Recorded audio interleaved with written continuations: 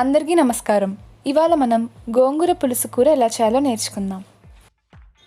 దీన్ని పచ్చిశనగపప్పు గోంగూర కూర అని కూడా అంటారు. దీనికి కావాల్సిన పదార్థాలు: గోంగూర, సొరకాయ ముక్కలు, పచ్చిశనగపప్పు, వెల్లుల్లిపాయలు, పచ్చిమిరపకాయలు, కారం, ఉప్పు, ఎండుమిరపకాయలు, బియ్యపిండి, మినప్పప్పు, అలాగే ఆవాలు. ఇప్పుడు తయారీ విధానంలోకి వెళ్ళిపోదాం. గోంగూరని శుభ్రంగా నీళ్ళతో కడిగి పక్కన పెట్టుకోవాలి. ఇప్పుడు ఒక గిన్నెలో ఒక చిన్న గ్లాస్ పచ్చిశనగపప్పుని వేసుకుని కొద్దిగా నీళ్లు పోసుకుని 4 ఉడుకులు వచ్చే వరకు ఉడికించుకోవాలి.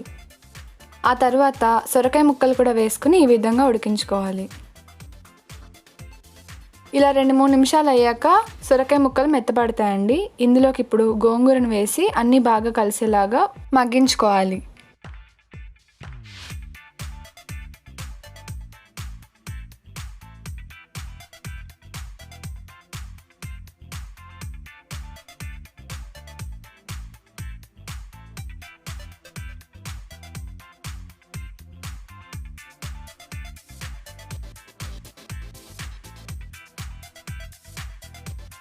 గోంగూర బాగా మగ్గిన తర్వాత ఇందులోకి పచ్చిమిరపకాయలు, తగినంత ఉప్పు, అలాగే కారం వేసి అన్నీ కలుపుకోవాలి. ఇలా ఒక 2-3 నిమిషాల పాటు ఉడికించుకొని స్టవ్ ఆఫ్ చేసి దీన్ని పక్కన పెట్టుకుందాము. దీనికి ఇప్పుడు పోపు వేసుకుందాము. ఒక బాండీలో కొద్దిగా నూనె వేసి అది వేడెక్కిన తర్వాత ఎండుమిరపకాయలు వేయించుకుని వాటిని కూడా పక్కన పెట్టుకుందాము.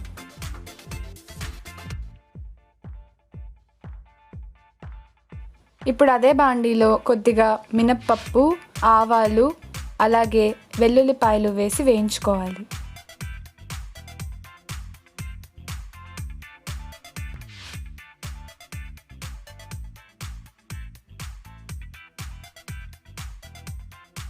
ఇవన్నీ బాగా వేయించుకున్న తర్వాత ఇందాక మనం మగ్గపెట్టుకున్న కూరలోకి వీటిని వేసి కలుపుకోవాలి.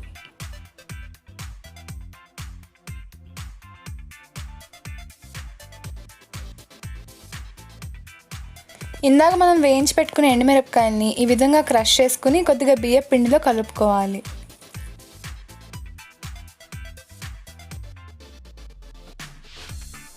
ఇప్పుడు దీన్ని కూడా గోంగూర కూరలో వేసి కలుపుకోవాలి.